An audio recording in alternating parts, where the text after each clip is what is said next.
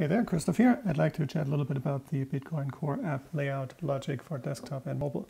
So there are rules. The idea here was to come up with a fairly simple system that scales well responsively across desktop and mobile without actually adjusting a lot of the elements itself. So text sizes are the same, button sizes are the same on desktop and mobile, and we'll see how far that takes us.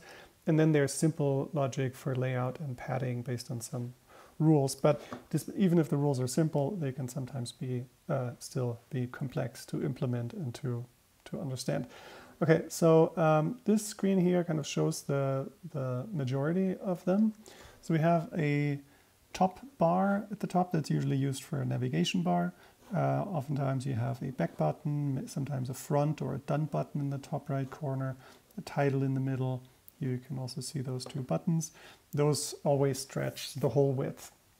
Then the main content has several max width settings. So by default, you always need some padding on the left and right, just so your text it just never touches the edges, right? You want that. Then there are some max widths here, and the reason for that is simply so things don't look silly. Like if this button here stretches all the way to the left and right edges, it would look weird. To keep things fairly simple, there are 3 different max width settings, so 300, 450, and 600 pixels. And so the detailed settings button and this button here, those would never stretch beyond 300 pixels. They have the smallest limit. Then a component like this here, that would never go beyond 450. And then text, and maybe there are some other components, those would never go beyond 600 pixels width. And then, of course, if the screen is smaller, they shrink. And I showed this here. So here on the left, pretty much on mobile screens, things just always go the whole width. Then on, this is 490 pixels width, so this uses the 450 pix, the middle max width value. See what that looks like. And the screen needs to be a little bit taller if you want to show all the content, of course, but that's up to the user to decide to make it smaller and bigger. And then you can kind of see, and this is here at 800 pixels width, which is pretty much the same screen as the one on the left. You can see that there's a max width cap to the content in general. And I do think in the future this will change once we go into the second version of the app and there might be a wallet. We may have a top navigation or we may have a sidebar navigation. So if we do end up with a sidebar navigation, then some of this will slightly change. So that's the horizontal stuff. Then vertically, so this is something that's super common on mobile, that you have a primary action that's sticky at the bottom of the screen.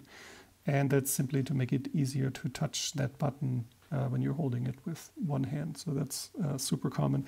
Otherwise, the content flows as everywhere else from top to bottom with standardized spacing.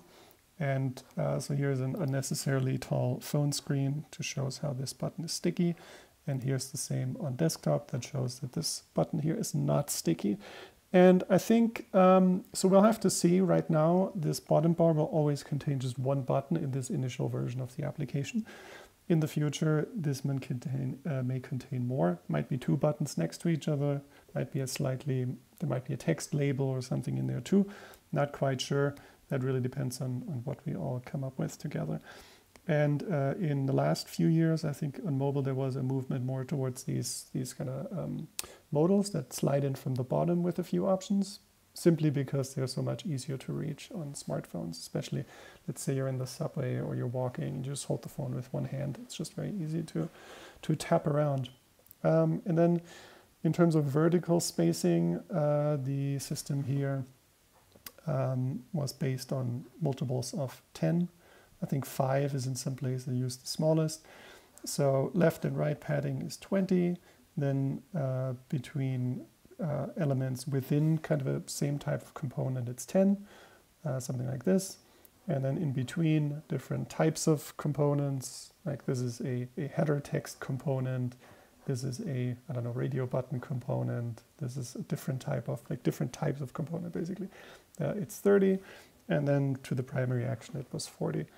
And then there might be some minor adjustments in these, but basically the idea here is, and we may tweak this over time, to just have these multiples of 5 or 10, with 5 being the smallest unit.